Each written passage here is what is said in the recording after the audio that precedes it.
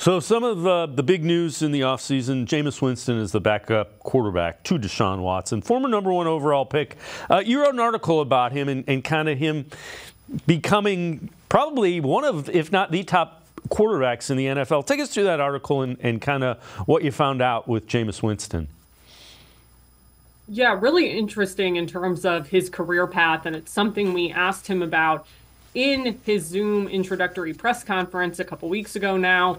Really, because you think about him, he's a former #1 overall pick, former Heisman Trophy winner. He had a ton of attention on him in college in terms of what people thought he could be. And it's, I think, been a process for him to find himself in this role. And guys have to learn how to be backup quarterbacks. It's a very unique job. It can be a very lucrative job in the NFL, but it requires a player to not just be ready to go in at a moment's notice, which most backups in the NFL have to do, but as the quarterback, you're also preparing the starter every single week to get ready and go out there. And I think, again, it's interesting following his career. He was the starter in Tampa. He, of course, got replaced by Tom Brady, and in the time he's been in New Orleans has become a really good backup quarterback. We've seen how guys gravitate to his personality. That's one of the first things that his teammates talk about. He is well regarded by them as a leader, and reading all of that coming out of New Orleans, I think it should make for an interesting dynamic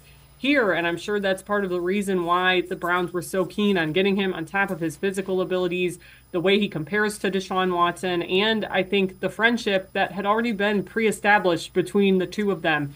Jameis, I asked him about it, talked about being well aware of Deshaun when he was at Clemson, when Jameis was still at Florida State even, and kind of developing a friendship over the years, but that college was their first interactions really with each other. So all those things, I just think I'm personally interested in these guys who find themselves in that backup role when their paths are very different. And I don't know that there's another backup like Jameis Winston out there in terms of having that #1 pick status and winning a Heisman and all of those things that I rattled off earlier.